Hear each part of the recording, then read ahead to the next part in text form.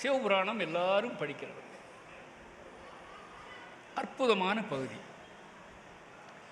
புல்லாகி பூடாய் புழுவாய் மரகமாகி பல்விருகமாகி பறவையாய் பாம்பாகி கல்லாய் மனிதராய் பேயாய் கணங்களாய் வல் அசுரராகி முனிவராய் தேவராய் செல்லா நின்ற இத்தாவர சங்கமத்துள் எல்லா பிறப்பும் பிறந்திழைத்தேன்.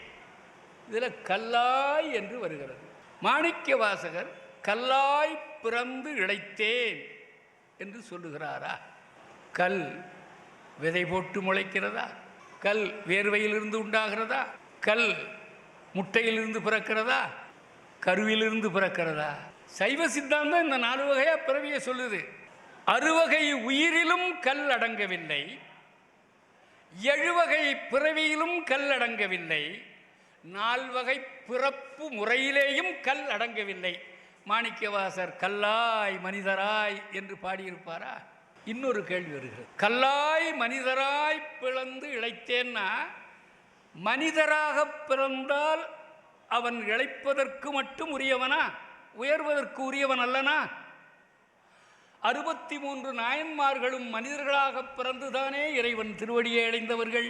மாணிக்க வாசகரே திருப்பள்ளி எழுச்சியில் நான்முகனும் திருமாலும் இந்த மண்ணுலகத்தில் பிறந்து நாம் உய்யாமல் இருக்கிறோமே என்று வருந்துவதாக பாடுகிறார். ஆக மனிதராக பிறந்தால் இழைப்புக்கு உரியது என்ற வகையில் மனிதராய் பிறந்து இழைத்தேன் என்பதும் பிழையாக போகிறது. இவ்வளவு சிக்கலுக்கு என்ன காரணம்? ஒரு பிழை அங்கே சேர்ந்துட்டு. இது மாணிக்க வாசகர் செய்த பிழை அல்ல, 7 எழுதினவனுடைய பிழை.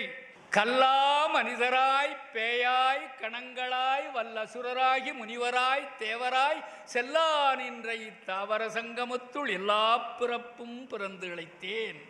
அது கல்லாய் மனிதராய் அல்ல, கல்லா மனிதராய் பேயாய் கணங்களாய்.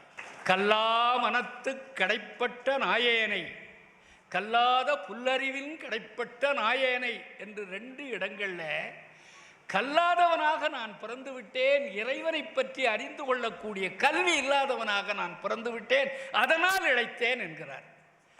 அதோட கொஞ்சம் எண்ணி பாருங்க. முதல்ல செல்லா எல்லா கல்லா என்று யாப்புக்கும் பொருந்தி வருகிறது. கல்லா மனிதராய் பேயாய் கணங்களாய் வல் அசுரராய் முனிவராய் தேவராய் செல்லா நின்ற இத்தவர சங்கமத்துள் எல்லா பிறப்பும் பிறந்து இழைத்தேன். இப்படி சொல்வதுதான் முறை என்று எனக்கு தோற்றுகிறது.